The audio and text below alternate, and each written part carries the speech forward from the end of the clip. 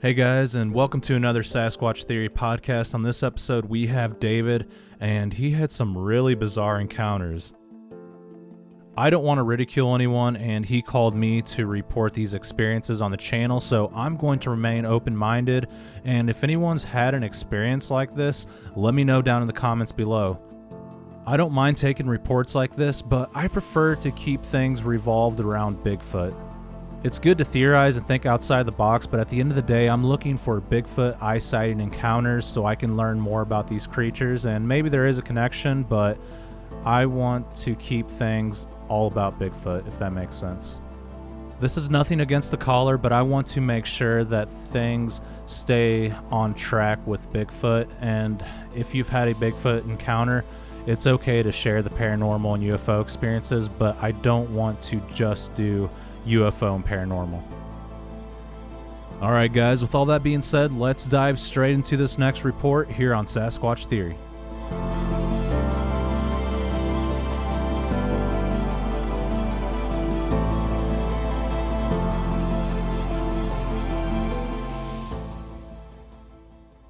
Alright David, welcome to Sasquatch Theory. How are you doing today? Great. Good to hear. David, you had some strange experiences. If you can, run me through all of them, and I'm excited to hear about them.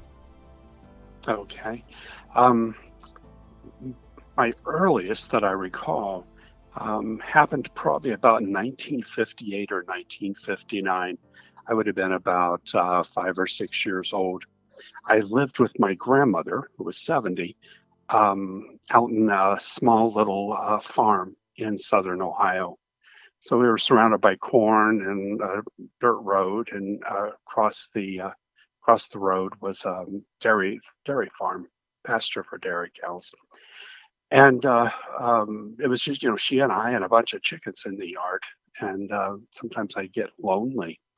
Well, one morning, it was probably about 8:30, 9 o'clock in the morning, and I'm on the front porch, and the chickens, which we would let go out of the roost at night, we would just let them go in the yard.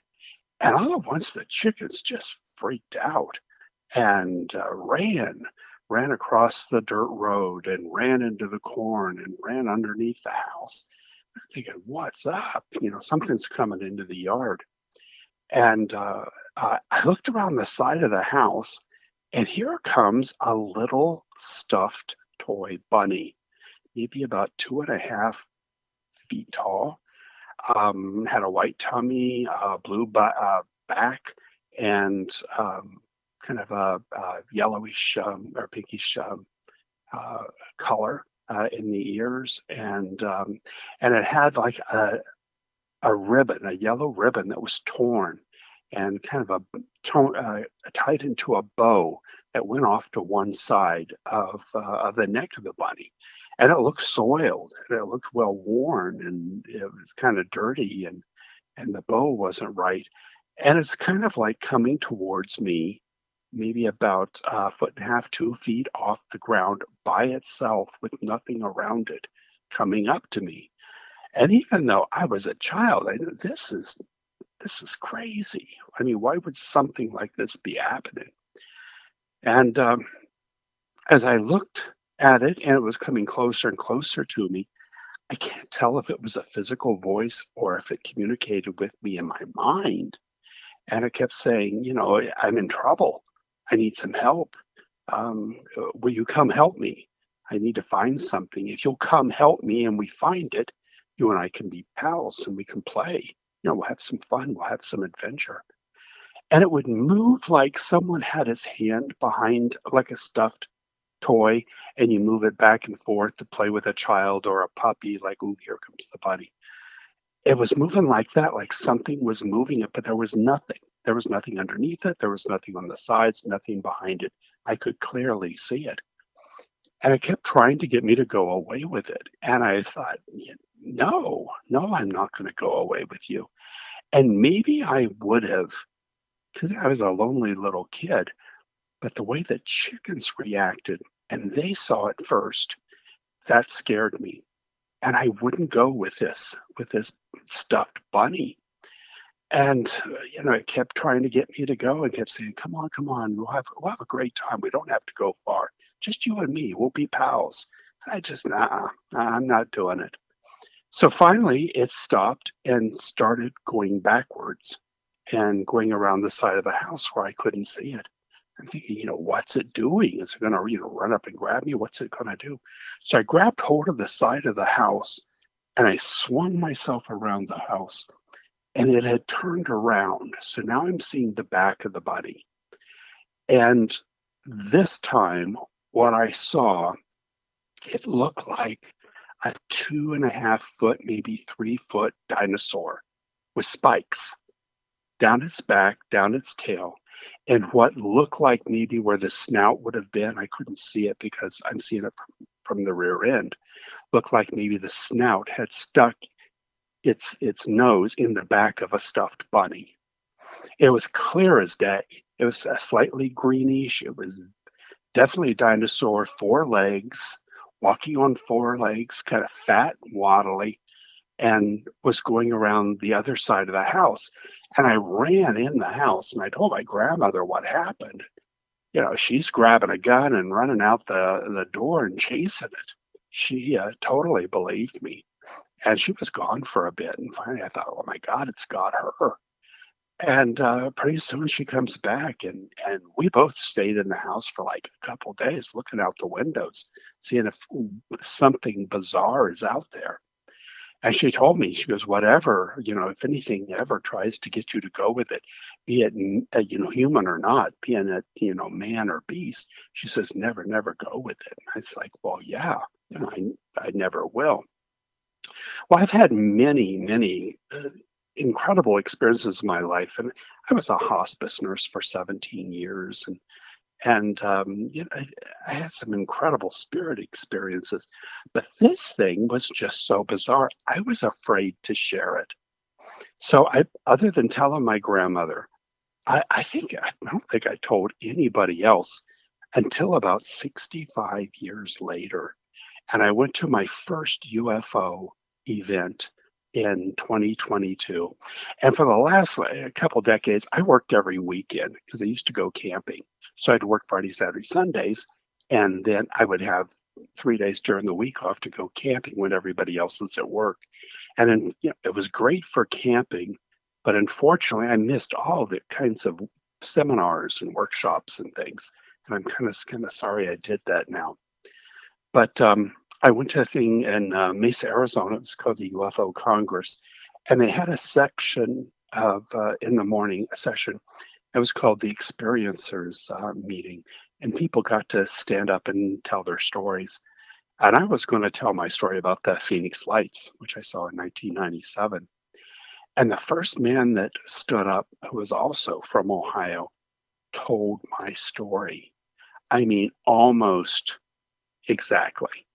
It had happened to him probably about 30 years after I had had my experience. And his, instead of being a stuffed toy that he saw, it was the Easter Bunny, and it was cartoon-like, and it was animated, and it came up to him and tried to get him to go away with it, and he wouldn't go. And it scared him, and he said, no, I'm not going to go, and off it went. And I was like, oh, I can't wait to talk to this guy because, that's pretty much what happened to me. Then the next man that stood up said the same thing happened to me. And I believe he was also from Ohio.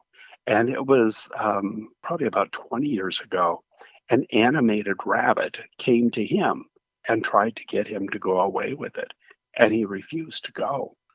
And he kept trying to get him to go. We'll be friends. The exact same script like I had heard back in the late 1950s. The same thing going on. So I kind of forced myself to be the next person to stand up. And I said, my God, I had the same thing too. So the three of us got together afterwards and, shared addresses and shared our stories.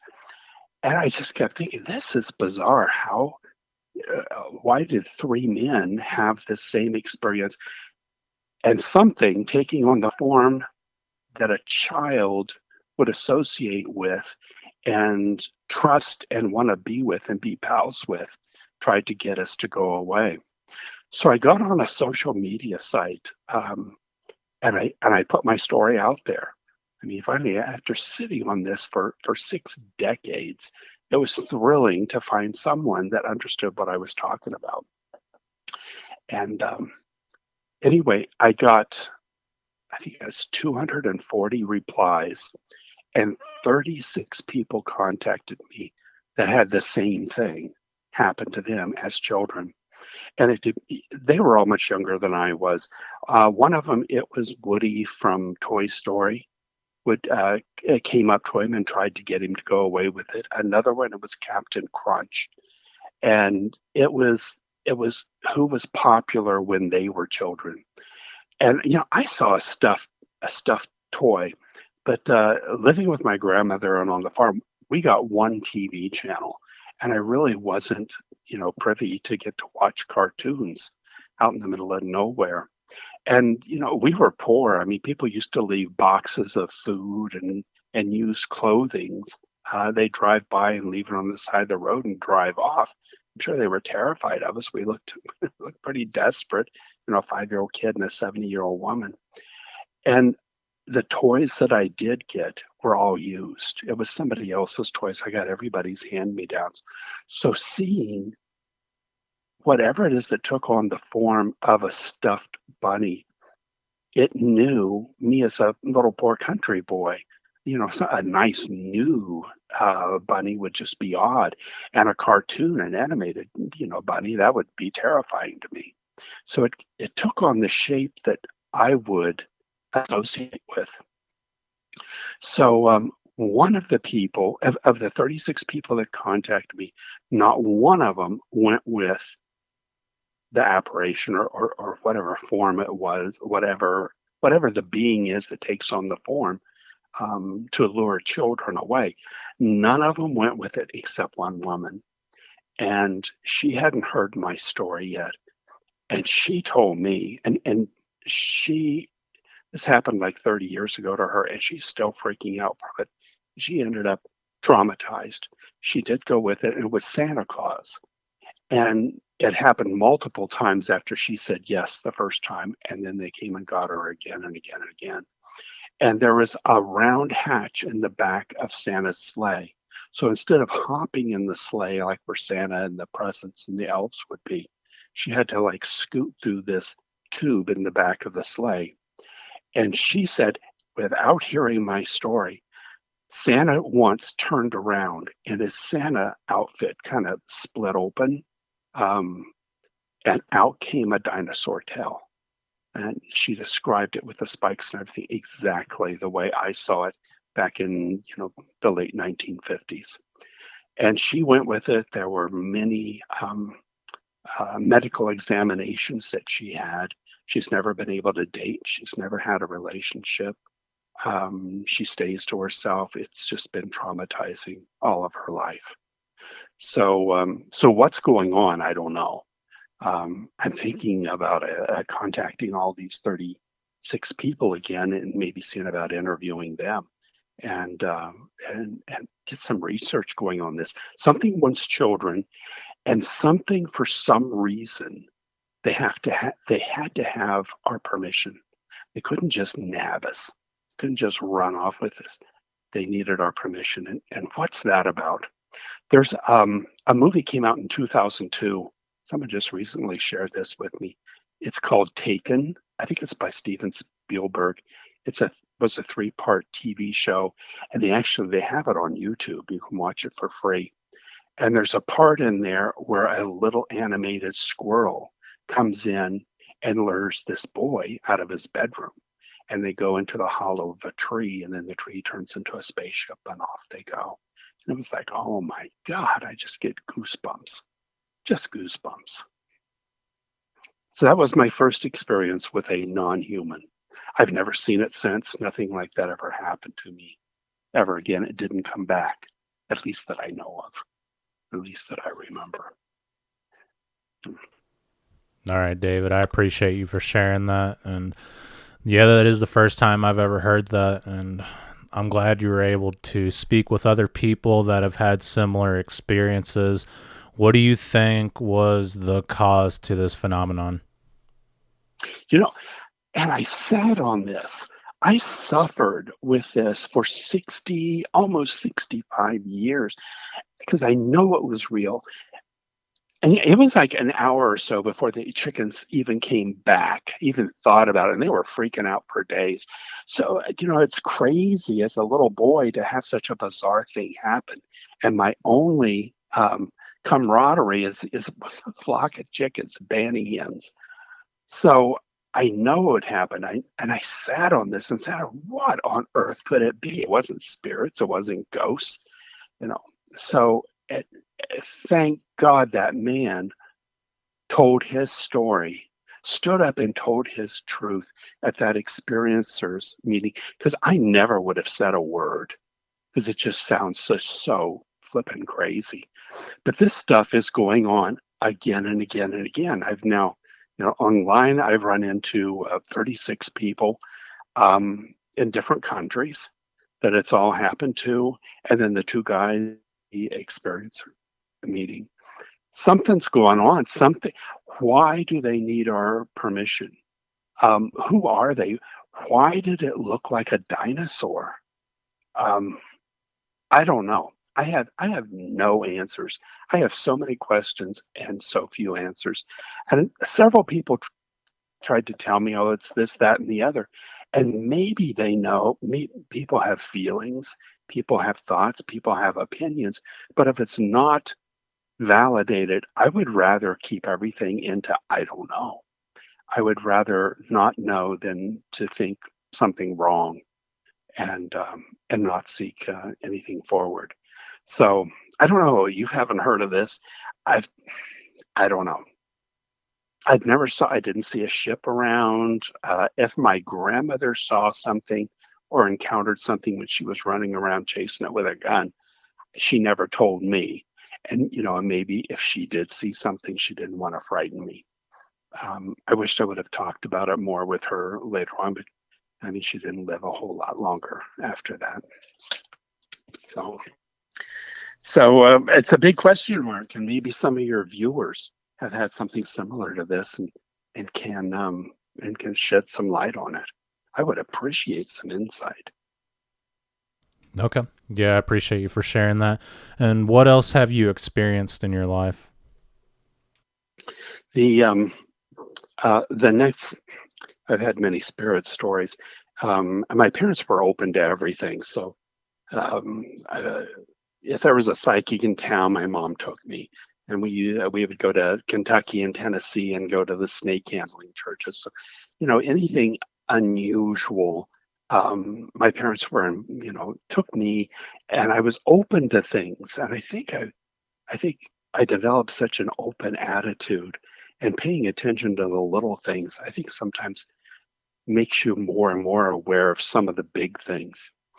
But for UFOs and non-human entities, my next goes many years later, and that was in 1997 when I was lived in Phoenix, Arizona, and I worked in Mesa. I was hospice nurse. I worked in a 10-bed end of life hospice unit, and I was supposed to get off around 7:30 at night. I had had 3 deaths towards the end of my shift, and then the night nurse was a little late, so I didn't get out on time, which put me at the absolute best location I could have been to see what I saw. So I'm heading from Mesa, Arizona to Phoenix, Arizona. I'm going down Interstate 60, and it was under construction at the time. In fact, there was no pavement whatsoever. It was just dirt. And I probably should have taken side streets, but there was no one on it, and I thought it'd be faster. So as I'm driving, I was probably about in Tempe, right between Mesa and Phoenix. And every time it came to an overpass, instead of driving under it, you had to exit, go over the overpass, and then get back down on the freeway due to the construction. So this one place, when I got off, there was this huge hill of construction debris. And I drove up on it. And someone said maybe I was supposed to drive around it, but it was getting evening. It was probably about 8:15, 8:30 or so. And as I'm on top of this construction hill, there's a nearby freeway street light very close to me. And freeway street lights are much taller than like neighborhood street lights. They're much brighter. Had like 5 or 6 bulbs on it. And it was probably about 2 feet above me. So I'm way up there on this on the overpass and on this hill of construction debris. And as I look out the window, I see this massive boomerang shaped thing coming towards me. And I slam on my brakes and I get out of the truck. I have my brights on. I've got the nearby street light as the craft is coming closer and closer and closer. And it's very low. And the lights on the bottom of the craft look like lava was dripping down. It looked like a liquid fire. And it would drip down in strands, maybe 3, 4, 5 strands at a time, thick and sticky looking. And it would flow down maybe 4, 6, 8 feet and then form a huge drip and stop. And then the drip would go back up and more would come down, kind of like an upside down lava lamp. But it was more liquid. It was a very bright orange. It was like orange crush orange. And as the stuff dripped down, it looked like it was yellow. And this is like when I was a kid, we used to pull taffy for fun. And when you pull it and it gets thin, the color changes. That's what this stuff was doing. And it wasn't like the light was coming from my viewpoint. There was light up in the opening at the bottom of the craft, but this stuff was actually making its own light. And as it came closer and closer to me, the ground was orange, I was orange, everything was orange from the light that it emitted from this stuff. And I'm thinking, it looks hot. I was concerned that I'm going to get burned. I didn't know if I should jump back in my truck, if I should get behind my truck. Is the gas tank going to blow up? Is this the end? What? And as I got closer, I realized there was no heat. So I just stood there in awe. Look, it looked like a city floating in the air. My guess would be a mile to a mile and a half wide. And it was a perfect boomerang in the angle of a banana. And I know people see it as a V shape. And to me, it wasn't V at all. The very tip of the left wing went like right over my head. Had the craft fallen to the ground, I could have taken 2 steps and kicked the tip of the left wing. And I see other people drawing it like the wing came to a point, and it was rounded vertically and horizontally. And I felt confident I could have hit it with a rock. It was that low. And plus, I'm up about street light,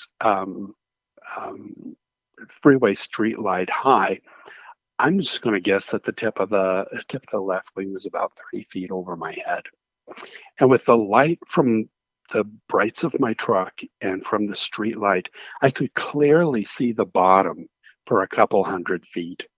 And it was a solid piece of machinery. There was no rivets, there was no bolts, there was no seams, there was no screws. It was one piece of material. And it had thousands of oval-shaped indentations. They were probably a couple feet wide.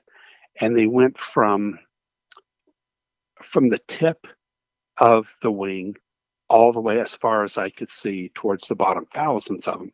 They were kind of scattered every which way. They all went in the same direction. And I would say it was like a gunmetal gray. The material was about 20% reflective and maybe about 80% matte. There was a little bit of a shine from it. And then the nearest light, I could see just a bit up into it on the other side and maybe up a couple inches inside the opening. It was like a canister lamp. There was maybe about a 2-3 inch silver lining. And out of that's what flowed. What I saw was lava. I'm sure it's not lava, but it looked like lava. It was a liquid fire with no heat. It gave off no odor. It didn't blow my hair. It didn't blow dust in my face. So whatever its purpose was, I don't know. But every one of the openings in the bottom of the craft had this stuff coming out. And I focused on what was closest to me because I was concerned about it being hot until it finally, came up on me. But looking straight up, I could see the tip of the left wing. But to see the rest of the craft, because it was low and I was elevated, I didn't even have to move my head to see it. I just had to raise my eyes just a little bit, and I could see the whole bottom of this massive craft just gently meandering, taking its time, just floating right over my head. And as it passed, there's a video somebody did. It's called the Prescott Witness, and they did a computer generation. And he and I are the only people that I know that saw this. And they put it in the video. It looked like a multicolored mist waving like a fishtail behind the craft in different spots. And it glowed. It was like rainbow colors and different stripes. It looked like something out of Disneyland. It was very pretty and sparkly. And I think took a deep breath and just, is there any odor? I felt nothing. I felt nothing on my face, no tingling. I didn't feel heat. I didn't feel nauseous. My eyes weren't burning. And I'm a nurse, so you kind of pay attention to this stuff. And after the craft passed over me, I just had this enormous, overwhelming feeling of gratitude and joy and happiness. And it felt like the best friend you ever had in your life just went by and said, I love you, hello, just checking on you. And I didn't hear a voice. I just had this incredible feeling. And as I stood there and watched it pass down through southern Phoenix and then into Chandler, I just stood there and cried for like 10 solid minutes and just kept saying, thank you, thank you, thank you, thank you. I don't know what it was. I don't know who was in it. I don't know who had their hand on the steering wheel or who had their foot on the pedal. But that was absolutely the most amazing thing to see. And it flew effortlessly. And with the lights that I had on it, the street light and then the headlights of my truck, and then coming the other way was the orange lava stuff giving off this glow. I mean, the whole ground and all of me, when I looked down, I was completely orange from the light that the stuff gave off. It made shadows in these little divots in the bottom of the craft, oval shape, kind of like the bowl of a spoon. It was like that, but big. And as it passed overhead, the shadows moved. Because as the craft moved, I'm seeing light from a different angle. The shadows moved with it. So some people have said that maybe it was a hologram, but why would the shadows look different as it moved, coming towards me, in front of me, over me, and then as it headed south. So it was solid. It was solid, and it wasn't flares. It wasn't fire. It was a liquid. And I've not talked to one other person that saw the lava. I'm the only person that I know of that saw that. And I don't know why that is. I did talk to a man that probably saw it about 4 minutes before I did, because he was a little bit farther north. And one of the canisters, one of the openings of the craft went right over his head.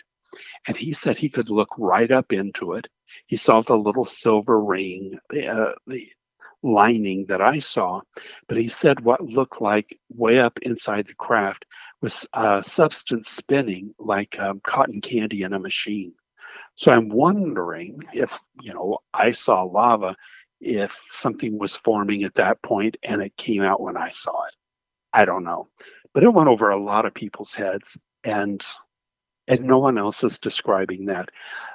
But everybody else is looking up at it. I was elevated pretty high, and it was pretty low, at least where I was. So I'm seeing it mostly horizontally versus looking up vertically. So maybe that's why I saw the lava stuff dripping down. I don't know. And I mean, it was just like I barely made it home. It's like, oh my God, what is this? I didn't know who to go to. I mean, who do you call on this? I didn't know anything about MUFON. I didn't know there was UFO groups. I had no idea. So I sat on it for quite a while. And it was interesting. A couple years later, I was working with a social worker, and he had been in North Phoenix when the craft went right over his car. And he was heading south, so he didn't see it coming upon him. But he had stopped at a red light and had his windows down, and he was listening to the radio, the music on the radio, and the car stopped next to him. And he could hear the crickets chirping and the motor running and the music. And he said, all at once, everything went silent. He couldn't hear anything, couldn't hear his own car, couldn't hear the music, couldn't hear the crickets. And that's when he saw, then the craft had come up behind him, went over his head, and was just heading south and cleared his windshield, and he could see the craft flying over his head. And after the craft passed his car, all at once, he could hear the engine again, and he could hear the radio, and he could hear the crickets. So I've always wondered, after hearing that, was it truly silent, or does it have like a mute button that it can silence itself? Maybe it's very noisy. You know, maybe there's a message it's getting out, but we can't hear it. I always wondered about that. I've not talked to anybody else that had an experience like that. So again, a lot of questions. You know, why did I see lava and other people didn't? And why did I see a boomerang and most people saw a V shape? I don't know, but I saw it about 8:30, and I know later on, supposedly there was a sighting with flares, or people suppose was flares around 10 o'clock at night. Another friend of mine lived on the other side of the valley, out in West Valley by the Air Force Base, and she says she saw from the craft from a distance, and she said 2 jets took off from the Air Force Base and chased it.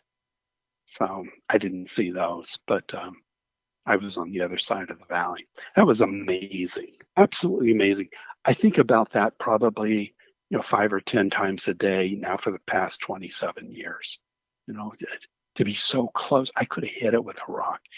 And I found some old news broadcasts are on YouTube, and there are several other people. I said one kid said he could have hit it with a tennis ball, and other people saying that it just flew right over rooftop high.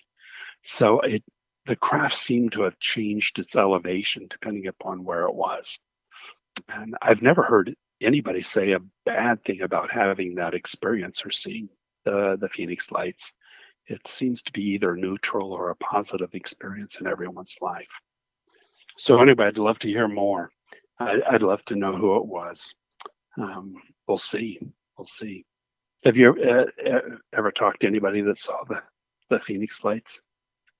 I have not personally, but I've seen videos of them on YouTube, and it seems like there's a lot of UFO activity in Arizona for some reason, and I think that might have something to do with like the underground bases, or it just could be something from another planet. Well, plus also we have really good weather here.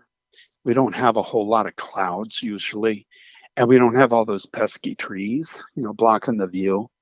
At least, where I am in the valley and north and south of Phoenix, it's pretty much desert. So you can go out and just see horizon to horizon. So that and who knows what else is going on out here. And speaking of underground bases, that's my next one. I had quite a interesting encounter in the desert once. Probably this would have been about 2010. And I used to go camping every week for like nearly 50 years. And in Arizona, it was nice, when it's hot. At night, you want to go camping up in the mountains. And then when it's cold, go camping in the desert. So you can just camp year round out here. So I was camping in a spot in Arizona. I wasn't all that far from the Navajo reservation and not all that far from New Mexico. And it's a spot I had been in multiple times. It's very flat. There's just something about it. There's just a good feeling there. And I had gone there off and on for probably 20 years. Never had a problem, never had anything bizarre happen. And one night it was about 2 in the morning, and there was such a huge full moon. I mean, I could have read by it. It had that much of a glow.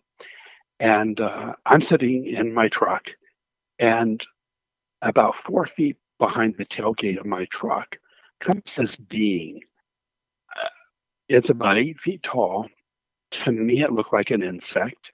It could have kind of ant-like, very, very thin, walked on two legs, had two arms. The elbows were very low. It was about around the waist. So the upper arms were longer than what a human's would be. Had about a foot long, thin neck that kind of went forward, and then a huge oval head. And then off the jawline, it looked like a 4 foot tube that came to a point. And I couldn't make out the hands or the feet because I'm looking at it, and the moon's on the other side, so I'm seeing this thing mostly in silhouette. But it was bright, incredibly bright, and it was struggling. It looked like it was walking in water. It looked like every step that it took was took 100% of its effort, and it struggled to move one leg in front of the other. And it was walking by my truck, and it's stopped right behind my truck, and I'm staring at it, and this freakish neck turns almost 90 degrees, and it stares at me. And I'm thinking, this is it. I'm done. What do I do? And I just stared at it and just waited for it to make a move. And it didn't. It stared at me for a little bit, and then it turned its head forward, and it continued on. Very slow, almost painful to watch it walk. It was such a struggle. And got out of my view, and I thought, oh my God, what the heck is this? So I get in my truck and I take off. I'm out of there. My camping gear falling out of the back of my truck. And I just got the heck out. So I swore I would never go back, but then I knew I would. So it was a couple months later, and I got the nerve. I just need to go back. I just need to revisit this place.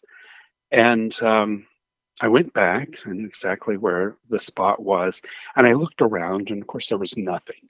So if there was any tracks, they were long gone. But it was a nice day, and I kind of went 2 miles down. It was a dust road, dirty. There was a dirt road, then it turned into a dust road out in the middle of nowhere. I'm, miles and miles, a couple dozen miles from any nearby town or anything like that. So I found a place that would be nice to park and just figured I'd hike around a little bit. And when I got out of my truck, I heard all of this massive digging sounds.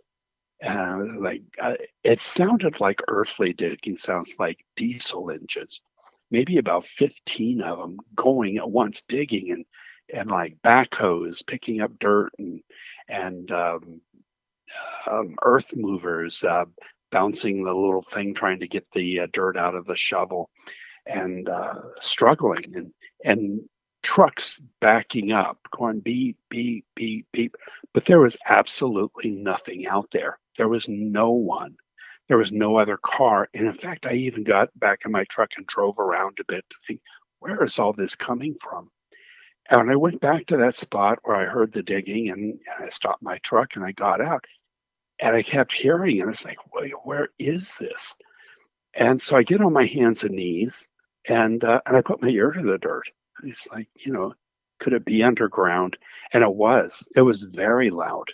There was massive digging going on under the ground. I thought, well, this is weird. Who's digging out in the middle of nowhere? And as I stood up, what wasn't there 45 to 60 seconds prior was two huge white trucks in front of me, pointed towards me. And they were, I don't even know what make they were. They were very big. And they glowed almost luminescently.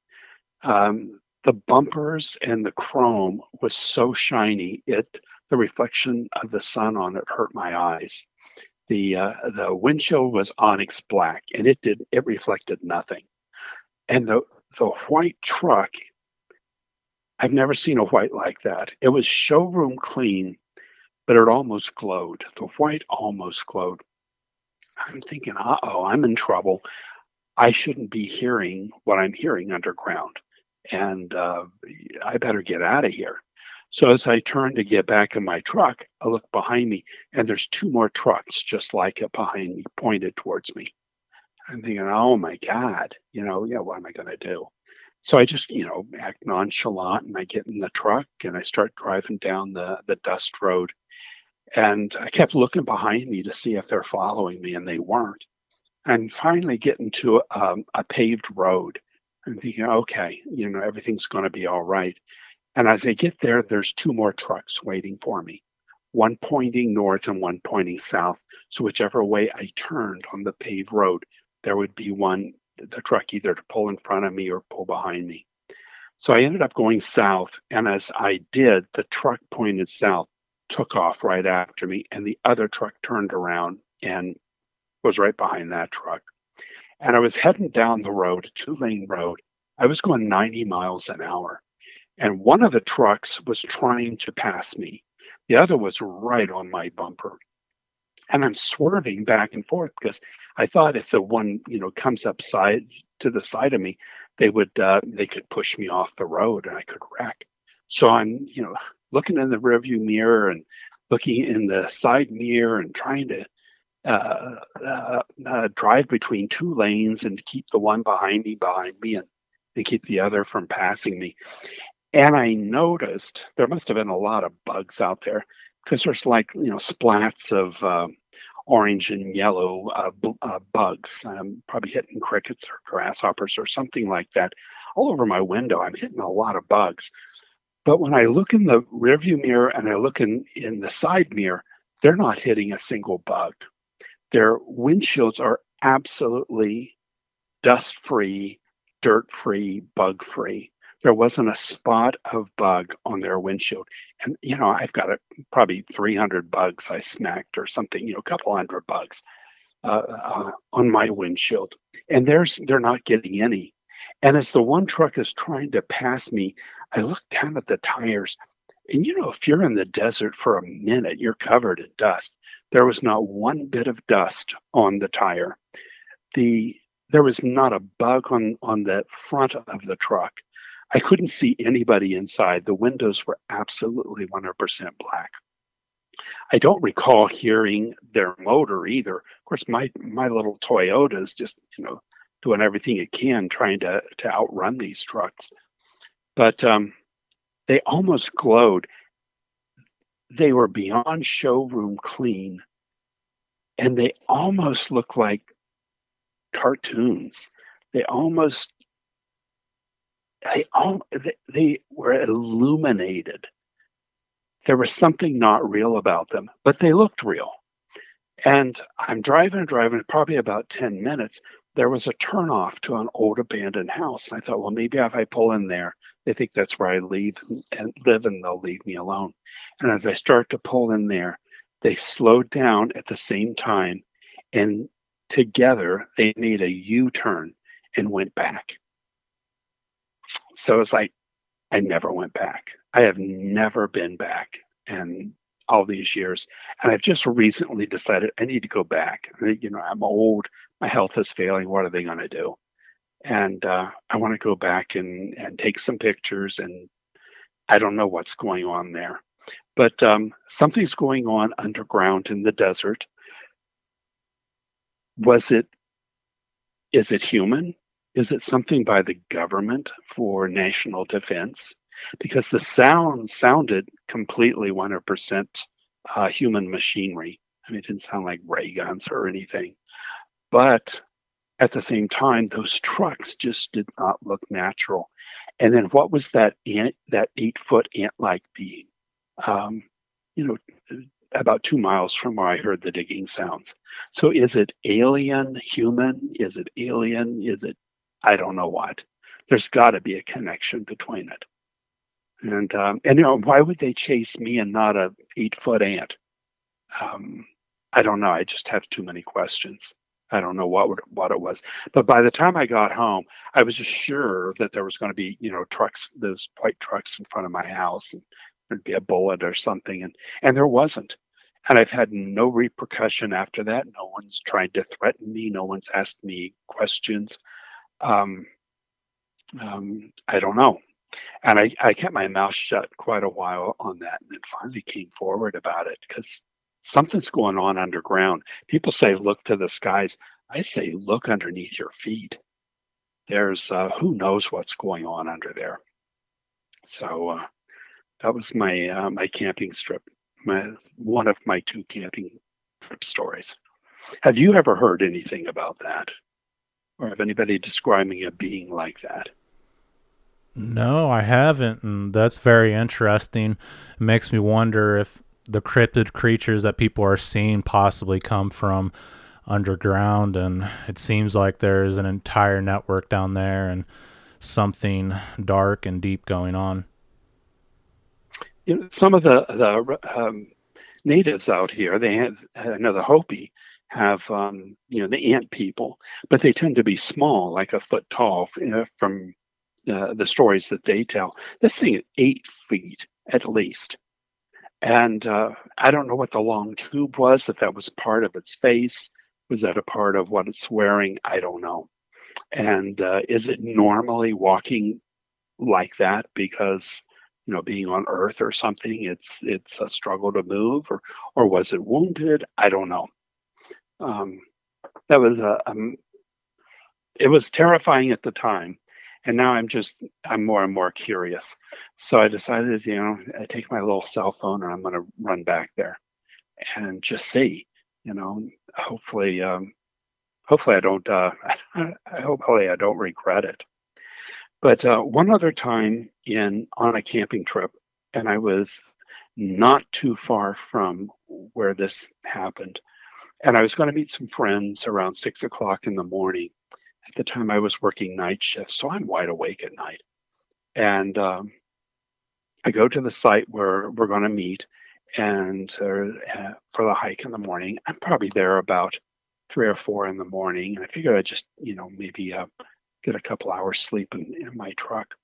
And there was a big parking lot, and as I was driving through the parking lot, and probably driving a little too fast, and I get to the spot, and I've been there many, many times. And I turn around and back into the parking spot.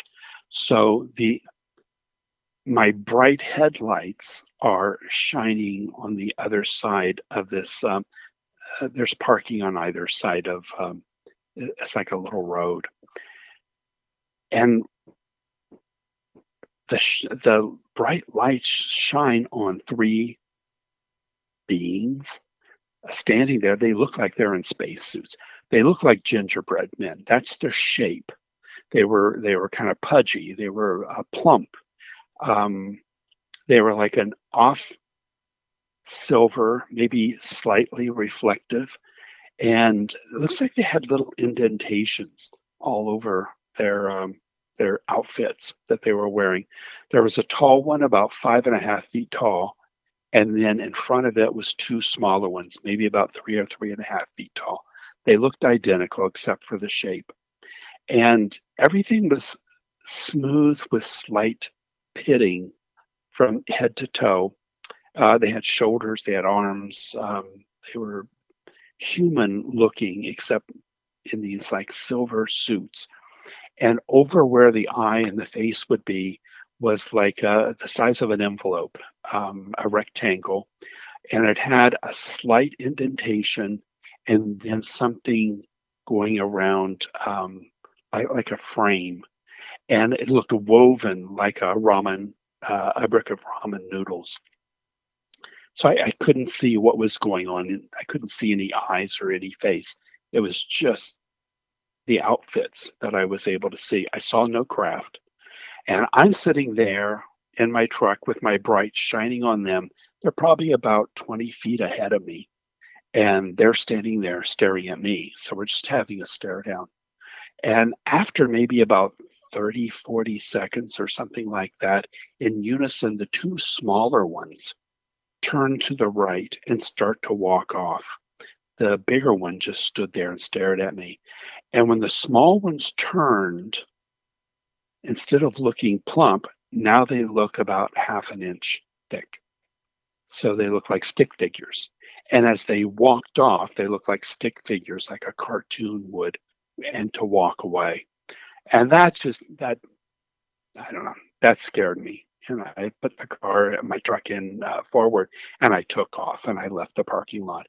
And I kept thinking I should stop and see if there's a craft. And I thought, no, yeah, they didn't attack me. They're kind of letting me go. They didn't threaten me, but they weren't welcoming. And I just ended up going back home. I abandoned my friends for the morning hike and just got the heck out of there. But had they been standing sideways, well, when I drove into the parking spot, I came from behind them.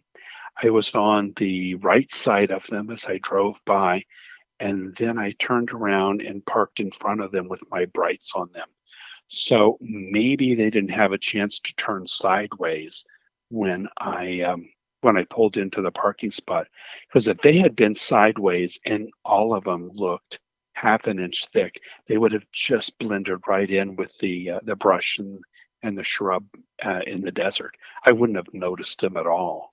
So I wonder, is that a camouflage technique that they have, being able to turn sideways? I talked to someone else, and she said she heard from a senator, U.S. senator, about 40 years ago that had an encounter and said it was exactly the same thing. Same thing happened to him. And when they turned sideways, they were just a fraction of an inch wide. So was it something that the spacesuit did? I mean, I don't know if it's spacesuit. They were wearing something. I don't know if they're from space or what. But it was just I didn't hang around to see if there was a craft. And I went back there to take some pictures. I did report that to MUFON. And I went back and took pictures of where they stood. And of course, I didn't see anything. I don't know what happened.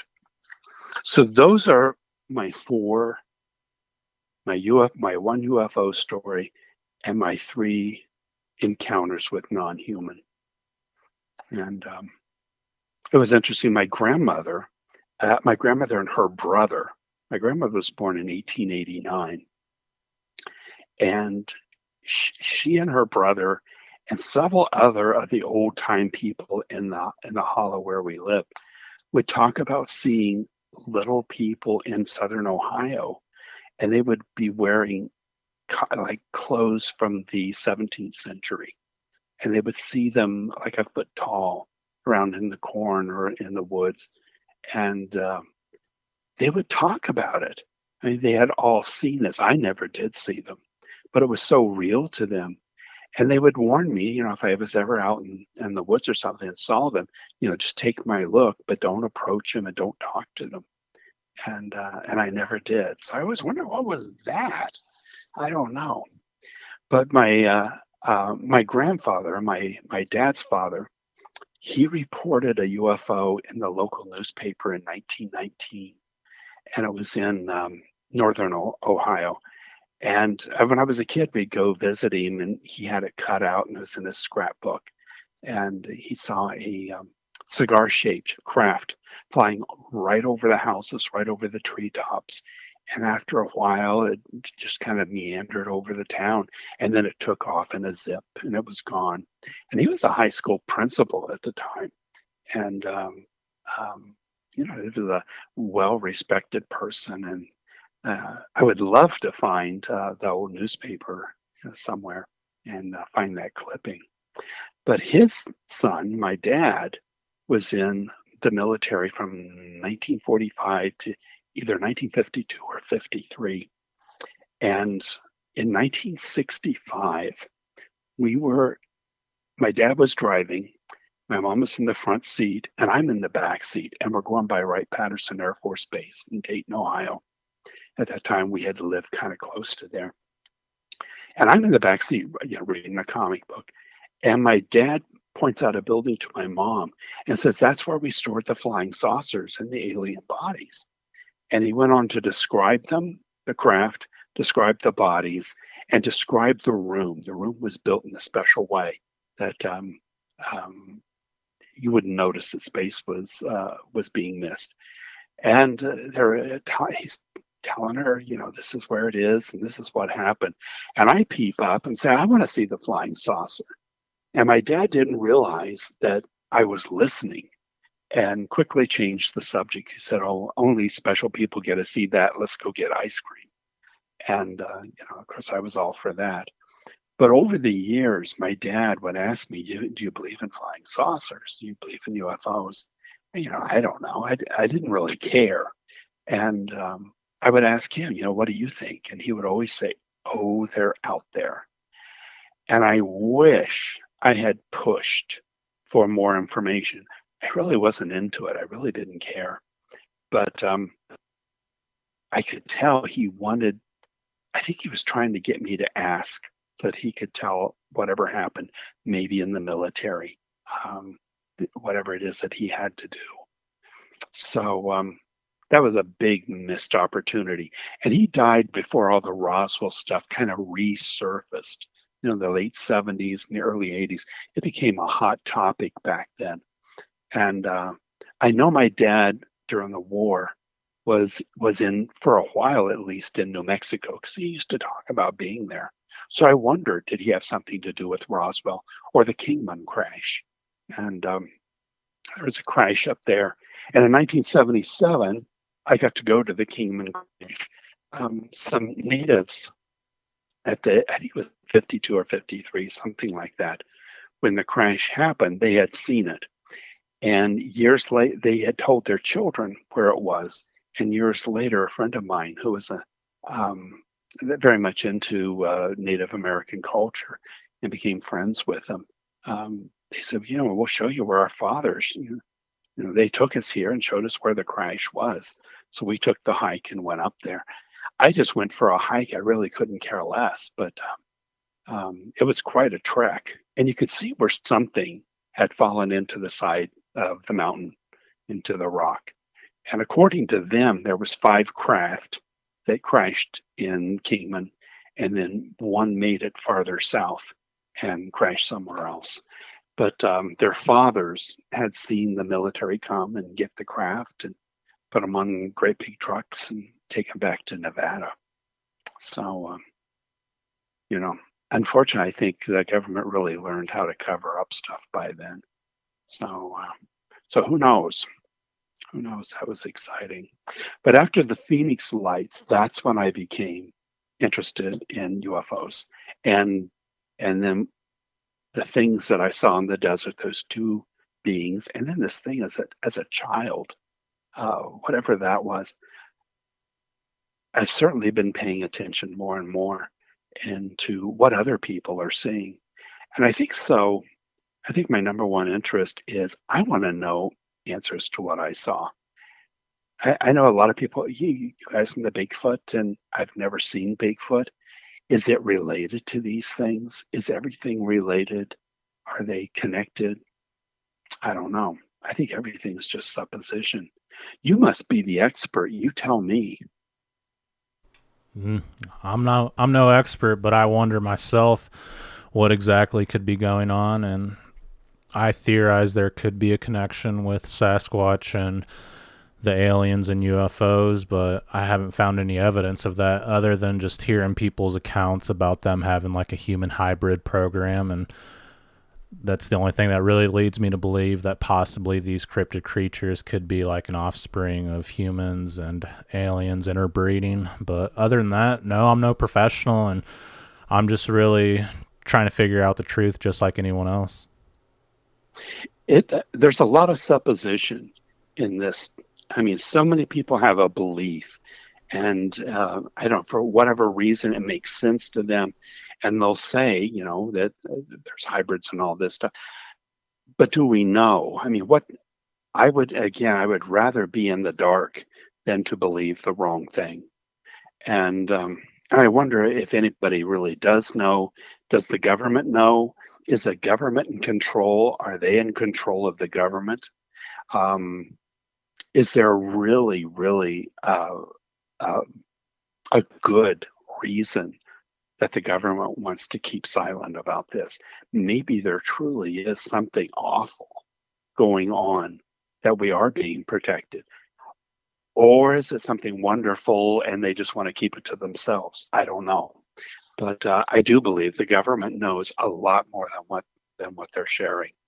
And it's just why, what's going on. I don't know. I have I have a I guess I could share it. It didn't happen to me. It happened to a coworker of mine.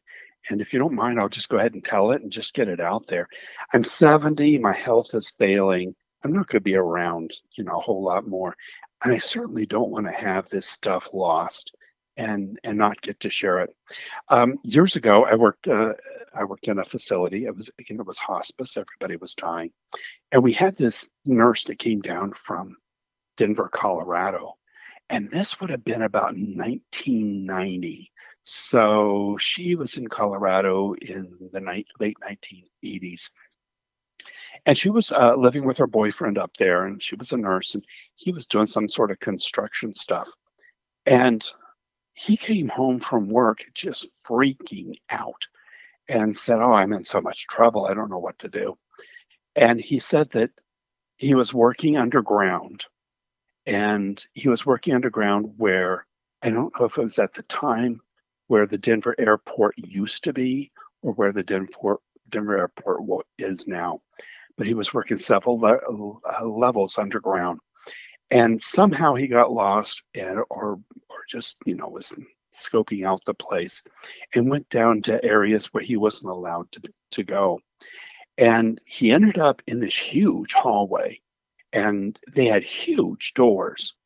And he said he could barely reach the door handles because they were so high up in the air. The doors were so big. And I thought, well, this is odd. Why would they build something so big? And it was door after door after door. They were very, very large. And the hallways were tall and wide. Well, one of the doors was open, and it was a thick door. And he went in, and it was a restroom, just like a normal everyday restroom, but it was giant. And there was like a 6 or 7 stalls with huge toilets. He said the toilet was so big, it was like eye level to him, the seat of the toilet would be. But it looked ceramic, like what regular toilets would look like. There was a sink with a faucet, a giant faucet. There was no mirror in front of the sink. There was no urinals. It was just toilets and a sink. And he was looking around, it's like, why is this so big? And pretty soon here comes security, and they're yelling at him and grabbing him. "You're not supposed to be here. Get out, get back to where you're supposed to be." And they escorted him back. He got in a lot of trouble. So he went home that night. She came home a little bit later, and they talked about this, and he was really, really scared. Like, what's going on? Why is there giant toilets underground, several levels underground? So anyway, the next day, she had to go to work before he did, and he went later. When she got home at night, she gets in the house. His keys are still in the house. His dog's there. His clothes, everything's there, but he's not there, and his Jeep's gone. And finally she thought, maybe he just went somewhere. Well, finally he never showed up that night. Didn't show up the next day. Didn't show up the next day. So she's calling friends and family. Calls the police, missing persons, and they find his Jeep way out of town, abandoned. But it's just weird because his car keys are still in the apartment. She waited for a year hoping he'd come back, never heard a word. So he disappeared the night after he saw the giant restroom. And after a year, then she finally came down to Arizona and just started her life over again. So, that's third hand. But she would tell me this again and again and again. And she would have like PTSD reaction talking about it. It just frightened her so much. And I just wonder, what was that about? Why, are there giants underground there? Are all these tunnels connected? And I've heard about the tunnels in New Mexico. Were they digging tunnels where I heard? Is it all connected together? I don't know. Who's under there? I don't know. Yeah, it's hard to say, and hopefully we find out one day in the future, but I doubt we ever will, and I think it's going to remain a mystery, but we have to keep an open mind that possibly it's connected to all the strange activity that people are experiencing on planet Earth. But yeah, David, I appreciate you for sharing your experiences and your encounters with me, and we're getting towards the end, but yeah, you did a great job, and I really appreciate your time today. Great. Thank you so much. It's been a pleasure talking to you. Yeah, thank you. And if you ever experience anything else, feel free to contact me. Okay, sounds good. All right. You take care. Have a good day. Yeah, you too. Bye. Okay. All right, David, thank you very much for sharing your experiences with me. And I believe you. There are things out there on this planet that we just do not understand. And maybe they do come from another planet, or possibly they're coming from underground, or maybe both. But the story about the stuffed bunny talking to you, that was a little bizarre, and I'm not discounting it, but it's just out there, and I believe that it is demonic activity because demons can possess people, animals, and even objects. So I think that is something evil, and I'm glad you didn't follow it. I'm glad you didn't listen to it, because you possibly would have went missing and you would have never been seen again. So yeah, your instincts kicked in and you avoided the situation and got out of it. It's really hard just to figure out what Bigfoot is. So when you try to add UFOs, aliens, and the paranormal, things really get jumbled up and confusing, as if Bigfoot is not confusing enough. We start theorizing on other things that are unknown, and it really leads us down other rabbit holes and confuses us even more. So I like to look for physical evidence such as tracks, hairs, and I want to capture these creatures on film. Like, it'd be really cool if they came back to the property and showed themselves to me and I could film it, and then we'd have another Patterson-Gimlin film 2.0 out there for the people to see. And I think that would be good enough. I mean, it would never prove the subject, but it would add on to the pile of evidence that's out there for the people to see. And it would just add to more speculation. The skeptics would have more food for thought, and it would just never be proven unless you have a body. But even then, would it be proof? I don't know. But I appreciate everyone for listening today, and if you have a cryptid or Bigfoot encounter you'd like to share with me, please contact me at sasquatchtheory@outlook.com, and I appreciate everyone for listening. Take care, and be safe out there in the forest.